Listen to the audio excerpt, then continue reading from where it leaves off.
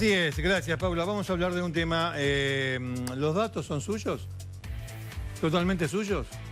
¿Los datos que usted pone en internet, puede asegurar que solamente usted los maneja? ¿Puede ser o no? Bueno, mire, según The London Observer y según The New York Times, una empresa de origen británico robó, acá las palabras hay que tomarlas en sentido amplio, robó, tomó, sustrajo, manipuló datos de 50 millones de usuarios para influir en su decisión política en las elecciones de los Estados Unidos a favor del presidente Trump. Con estos datos se construyó, esta palabra es justa, se realizó un programa, obviamente un programa de informática, destinado primero a predecir a quién iban a votar estos 50 millones de personas. Primero. Y segundo, influir sobre esa decisión si la decisión era contraria a quien había pagado los servicios de esta empresa. ¿Puede ser posible esto? De hecho, la investigación es lo que así lo marca. Pero también me viene otra pregunta. ¿Es posible esto en Argentina también? ¿Tan inseguros son los datos que uno coloca en internet? La foto de la madre, la foto de los chicos, algún que otro dato personal, todos los datos personales. Bueno, sin más prólogos, estamos con Natalia Suazo, que es especialista en estrategias digitales y además autora de este libro que tengo acá y que ha tenido la gentileza de traer, que se llama Guerras de Internet, que es del año 2015, un viaje al centro de la red para entender cómo afecta nuestra vida. O mejor dicho, a tu vida. Te ha hecho un lenguaje un poco más cercano. Gracias por venir, ¿eh? Gracias por la invitación. Entonces, nos roban, nos manipulan, nos dicen qué tomar, qué vestir, qué votar. ¿Pero qué soy yo? Nosotros somos partícipes de esas acciones. Facebook tiene términos y condiciones que en general, supongo que te pasa a vos y nos pasa a todos, no leemos. Hay un estudio que dice que si juntáramos todos los términos y condiciones de todas las aplicaciones a las que accedemos en un año, tendríamos un Word con 200 a 300 páginas para leer, que además lo tendríamos... De letra chica. Sí. Letra chica, todos los años, pero además lo tendríamos que actualizar todos los años porque los términos y condiciones cambian. Y en general no leemos, lo que hacemos es dar clic en aceptar y a otra cosa. Y a otra cosa porque queremos entrar por esa ansiedad de estar conectados. Correcto. Eso lo hacemos en Facebook, lo hacemos en el subte de la Ciudad de Buenos Aires, lo hacemos en el café para conectarnos al Wi-Fi. Estamos permanentemente aceptando condiciones de empresas o de gobiernos, pero lo estamos haciendo, o sea, es nuestro consentimiento. Las condiciones de esas empresas son las constituciones. Nosotros aceptamos términos legales. Nosotros le decimos a Facebook, ok a esto. Facebook, con esa información, en este caso, para entrar en el caso, y en general las empresas de Internet, porque ese es el modelo de negocios, lo que hacen es recabar datos personales. Pensemos que en Facebook pasamos un promedio de 50 minutos por día, que en este momento hay más de 2.000 millones de personas conectadas. Esto es un tercio del mundo. Sí, claro. Somos muchos conectados, pasando mucho tiempo en Facebook, haciendo de cada una de nuestras acciones una migajita como en Hansel y Gretel. Vamos dejando esa migajita de acciones. Todo lo que nos gusta, lo que compartimos, lo que subimos, en el mundo Facebook, en el país Facebook, está regulado por la Constitución Facebook. Entonces... Que no conoce nadie. Bueno, sí, mejor dicho, es una forma de decir, pero el 99% de los usuarios no lo conoce. Pero ahí, en ese punto, que lo que decís, Ricardo, está el punto clave. A ver, contámelo. Facebook cambia los términos y condiciones frecuentemente. Te llega el aviso, cambiamos los términos y condiciones. Vos le das de nuevo a aceptar lo mismo en 5 minutos. Sí. Bueno, en esos términos y condiciones que va cambiando, permite a otras empresas, a una tercera empresa, como sucedió ahora, esta empresa Cambridge Analytica. Es una empresa que junta datos para analizarlos con fines políticos, pero también los datos se analizan con motivos comerciales. Digamos, todo el tiempo estamos sujetos a eso. Entonces, ¿cuál es el punto? ¿Cuál es el acuerdo que hay entre Facebook y esas empresas que se pueden apropiar de los datos a través de lo que nosotros le cedemos voluntariamente a Facebook? Sí, sí. Facebook no es transparente respecto de todas sus políticas de privacidad. Y este tema que surgió ayer, el fin de semana, que hoy le hizo perder el 5% del valor de sus acciones a Facebook, las acciones de Facebook están en este momento en picada. Es un escándalo. Es un escándalo que tiene repercusiones en la bolsa. Facebook obviamente cotiza en bolsa. No es el primero. Esto viene desde hace muchos años, por lo menos desde el año 2005-2006, cuando se empezó a discutir si Facebook no estaba teniendo un poder tan grande que podía no solo ser una empresa de tecnología, sino tener consecuencias sociales. A ver, dijiste una cosa que a mí me interesó mucho porque también lo traslado a otros aspectos de la vida. La tercerización del análisis de determinado aspecto de la vida de las personas. Por ejemplo, de sus inclinaciones políticas, en este caso, que es el caso que nos ocupa. Estamos hablando de eso porque esta empresa británica, Cambridge, ¿cómo se llama? Analytica. Analytica, contratada, de acuerdo con la información que hay por la gente de Trump, de Donald Trump, quería saber eso. ¿A quién iban a votar la mayor cantidad de personas posibles en los Estados Unidos? Y una vez conocidas sus inclinaciones políticas, ver si los que no eran no iban a votar a Trump podían cambiar su voto y dejar a Hillary Clinton a un lado. Es un punto. Se puede aplicar acá, ya te lo voy a preguntar. Pero digo, también se puede aplicar a la marca de ropa. También se puede aplicar, no sé, a la lectura. También se puede aplicar a la elección de la pareja. También se puede, a ver, puede manejar hasta nuestros más personales derechos o nuestras inclinaciones más íntimas. Puede manejar todo. Sí, sí los dejamos. Por eso hay organizaciones, hay ONGs que advierten sobre estos temas. En Argentina, la Asociación por los Derechos Civiles tiene muchos informes, la Asociación Vía Libre. En el mundo hay asociaciones que se encargan de también educar a nosotros como... Somos usuarios en estas plataformas, pero también somos ciudadanos. Y como ciudadanos tenemos derechos que deben ser respetados. ¿No somos muy influenciables? ¿O nos hacen trampa? ¿Cómo es la cuestión? Las dos cosas. ¿Somos influenciables y nos hacen trampa? Las dos cosas. Mark Zuckerberg, el dueño de Facebook, además de ser experto en informática, estudió psicología. Ajá.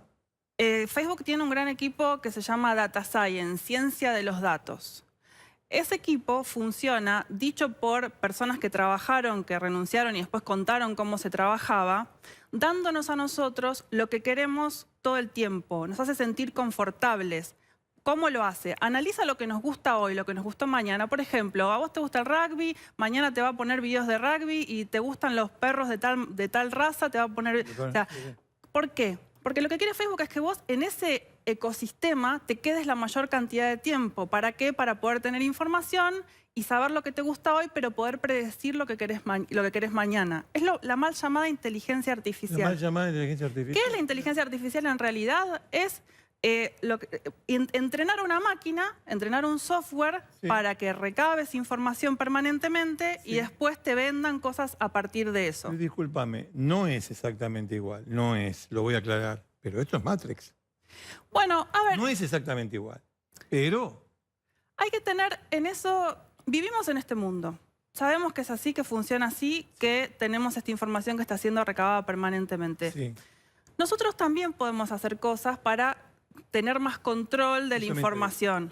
Por ejemplo, podemos elegir no estar en Facebook. Yo sé que suena difícil, pero es una opción. También podemos elegir... Tengo que comprar papel. Por eso. Tengo que ir de la casa de fotos para que me imprima la foto, después comprar un álbum, después poner todo ahí. En cambio en Facebook hago así. Bueno, pero... Ya lo tengo el álbum familiar entero. Es cierto, yo en el libro hablo de los intercambios. En general, en nuestras vidas hacemos intercambios. Comodidad por sesión de datos. Hacer una cosa a cambio de... Bueno, entonces ahí es cuestión de cada uno. ¿Dónde está el límite? ¿Hasta dónde yo estoy dispuesto a ceder estos datos a otras empresas para hacerme algo más cómodo? O para, por ejemplo, una aplicación de citas. Si yo quiero ceder eso, bueno, lo cedo porque el intercambio es, bueno, tal vez conozco a alguien, me va bien, etcétera.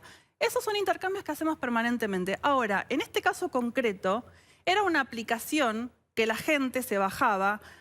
También esto lo vemos. Hay aplicaciones, esos típicos test de personalidad Sí. que podés tomar, Sí. que cuando te bajás el test de personalidad, que son cosas divertidas, no sé, a qué famoso te pareces, Sí, sí. con qué actor estás relacionado, esas cosas que parecen divertidísimas, en realidad son todos mecanismos para sacarnos información. Entonces, otra cosa que nos enseña este escándalo, que es uno nuevo, es que cómo se recabó esa información de los perfiles de los votantes en todos estos estados de Estados Unidos, Sí. con una aplicación que era cómo es tu vida digital. Entonces vos tenías un perfil, pero Es un claro engaño. bueno, Te debe engañar. ahí hay un gris, que es, porque además hay otro tema, que es que la persona que creó esta aplicación es un académico de Cambridge que a su vez trabajaba para esta empresa. La empresa estaba, digamos, no solo trabajando para la administración de Trump, sino que donantes del Partido Conservador, del Partido Republicano, Sí, sí. dieron plata para crear esta empresa. Entonces ahí el tema es cómo estas empresas, Facebook y las empresas de Big Data, comparten la información. Y acá hay un tema que nos estamos olvidando, que es que ¿quién puede regular esto? Esto es un debate abierto en el mundo. Facebook tiene que ser más transparente. Esto lo está viendo Facebook, está teniendo graves problemas porque, por ejemplo, un sitio muy importante periodístico que se llama ProPublica en Estados Unidos, el año pasado sacó una serie de investigaciones que demostraban que esta máquina de machine learning que tiene atrás el Facebook, lo que hacía era tener prejuicios raciales, o sea, reproducía los prejuicios raciales de las personas. Entonces permitía, por ejemplo, segmentar contenidos para que fueran a gente que odiaba a los negros, gente que odiaba a los judíos, porque empiezan también las máquinas a aprender de nuestros propios prejuicios. El tema en debate en el mundo hoy... Es increíble, te digo que es increíble, es un mundo que uno no solamente no conoce, sino que cuando avisora, todo esto que vos estás diciendo es como descorrer para el ego, para descorrer un poquito la cortina y ver, qué sé yo, me pone una piel de gallina. Por eso es muy interesante... Máquinas que no solamente me van a dirigir hacia determinado lugar, sino que lo hacen incluso tomando en cuenta mis propias miserias, prejuicios, sí, prejuicios. Mis propios odios, en fin. Bueno, ese es un tema en debate en el mundo hoy entre los académicos de ciencias de la computación. ¿Tenemos que a los programas agregarle ética? O sea, ¿el programa de computación tiene que estar guiado y construido solamente por la eficiencia económica? ¿O estamos en un punto, ya un poco tarde, pero que nos tenemos que empezar a preocupar por darle ética a la tecnología? El Facebook no la tiene. Bueno, en este caso y en muchos otros no la tiene, pero lo que sobre todo tienen es oscuridad. Cuando uno pide información a Facebook, son muy reticentes en dar información. ¿Por qué? Porque son muy poderosos. Cualquier poder monopólico, sea de un medio, de una empresa o de cualquier poder monopólico, está más habilitado, entre comillas, por supuesto no es ético, pero está más habilitado a esconder información porque tienen un poder tan grande que tampoco sienten que ellos deban rendir cuentas. Pero yo te digo esto, por ejemplo, Facebook y la ley de los Estados Unidos, ¿no la cumple? bueno, O ahí hay muchos grises. hay Yo digo, grises. desde acá hemos visto hasta en casos penales que cuando se quiere sacar información de una cuenta de Facebook para resolver un caso penal, Facebook te dice, no, ¿y ustedes quiénes son? Bueno, es otro debate entre los fiscales que investigan casos criminales. Sí, es otro debate. ¿Hasta dónde Facebook puede abrir esa información? A ver, Facebook lo que dice es, yo soy un intermediario de la información. Sí, es su defensa. Creo Es que su también la defensa. defensa de Twitter, me parece. En general de las empresas de Internet o de Google yo soy un Google. intermediario. Sí, sí. Por supuesto, hasta cierto punto, ellos no pueden ser responsables de si la herramienta, la plataforma tecnológica es utilizada con un fin criminal. Por supuesto que no lo son. Sí. Pero en otro punto, ellos ganan dinero a través de sus acciones con estos datos. Entonces, en un punto también hay un debate sobre si también tienen que dar cuenta de estas acciones, porque las herramientas, como se dice, como hay una frase muy famosa que es la tecnología no es buena ni mala, pero lo que no es neutral. Ah, bien. Y estamos rodeados de herramientas tecnológicas que tenemos que... Siempre se habla de quién controla a estas herramientas, cómo controlamos nosotros, Sí. ¿no? Entonces, estos escándalos que aparecen, una filtración, alguien que habló, etcétera, nos revelan que estamos teniendo un poco control y que estamos mirando poco dentro de estas herramientas. Volviendo al caso de estos 50 millones hay dos datos de estos 50 millones de usuarios, ¿qué hicieron con eso? ¿Cómo funcionó? En realidad lo que hicieron fue pagarle a 32.000 personas para usar una aplicación de estos test de personalidad. Esto que me decías antes. Claro. Sí, sí, sí. Que lo que hace es, cuando te dice quiere acceder a su perfil, ¿lo deja? Sí, ok. Accedió al perfil de un usuario. Pero lo que no le decían a las personas, y ahí entonces están empezando los juicios, fiscales de Estados Unidos están empezando a representar a ciudadanos de Estados Unidos a los cuales se les mintió. ¿Por qué? Porque además de acceder a la data de ellos, accedían a la data de todos sus contactos, de todos sus amigos. Entonces lo que hicieron fue, a partir de 32.000 personas, crearon una base de datos de gustos detallados de 50 millones de personas, de estados claves en los que había que influir y cambiar el voto contra Ted Cruz, que era uno de los contrincantes en el medio de las internas para la campaña electoral. En la previa, en la previa. Esto es lo que pasó. ¿Por qué? En la previa del Partido Demócrata, Republicano, perdón. Claro, entonces ahí hay un acuerdo que ahí está el gris y ahí está el oscuro, que es que las personas permitieron en un punto que se usara esta aplicación, pero les mintieron respecto de cuántos datos de sus amigos podían utilizar. Y por otro lado, ¿quién más? O sea, mintieron todos un poco. Sí, mintieron todos un poco. Porque la consultora, por otro lado, decía que estos datos los estaban recabando para hacer estudios psicológicos en las redes sociales. No decían que los estaban utilizando con fines políticos.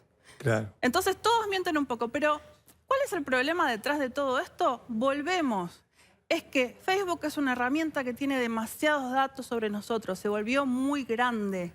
Tenemos que hacer algo porque esto está siendo un problema. Digamos, en estos casos de prejuicios raciales, prejuicios xenófobos, utilización espuria en las campañas, esto está siendo un problema. ¿Y qué podemos hacer nosotros frente a un gigante, que, a mejor dicho, un pulpo que tiene tantos tentáculos? Hablando acá, siendo conscientes, es el primer paso. Porque las empresas se esconden, los gobiernos se esconden, siempre el poder se esconde. Haciendo que esto sea público. Yo escribí este libro, ahora siempre escribo estos temas. Cuando hacemos público esto, estamos sacando un velo. Estamos sacando un velo de cómo estas empresas operan. Bueno, pero está bien, entiendo la idea. El hecho de, a ver, frente a este escándalo, una empresa como Facebook que terceriza este tipo de cuestiones, que a su vez engaña porque no es clara con sus usuarios, que a su vez tiene 300 o 500 hojas de términos y condiciones que renueva permanentemente y es imposible que uno esté al tanto de las condiciones de esa red. Frente a todo esto, me parece que nos quedamos muy chiquitos nosotros. También podemos decir cosas. Las redes también las podemos utilizar para decir lo que no nos gusta, también las podemos utilizar para expresar nuestra opinión política. Sí. Se han vuelto violentas, pero también son un medio de expresión. Y también hay que ver si nos interesa seguir teniendo este tipo de plataformas tan intrusivas sobre nuestras vidas, nos interesan otras, o dejamos de utilizar las que nos parecen intrusivas, o esto que volvíamos a decir, cada vez que nos bajamos una aplicación, ¿realmente necesitamos esa aplicación? ¿Necesitamos ese jueguito? ¿Necesitamos eso? ¿O podemos evitar y hasta cierto punto restringir? Digamos, hay distintas posturas sobre esto. Hay quienes dicen, yo no lo comparto, que nos deberían pagar por esos datos que utilizan sobre nosotros. Pero en realidad eso es profundizar un tema, porque estamos volviendo a lo mismo, es monetizar la información. Digamos, me la saca uno y otro me paga porque me la saquen. Ese no es el problema. Hay ciudades como Barcelona que están avanzando en programas públicos de gobiernos para que los ciudadanos puedan saber cómo se utilizan esos datos. Decir, bueno, yo te doy los datos Facebook, pero vos Facebook tenés que, o la empresa que te ofrece Internet, te tiene que decir cómo están siendo utilizados esos datos. Que vos puedas tener un traqueo, un rastreo de cómo están siendo utilizados esos datos.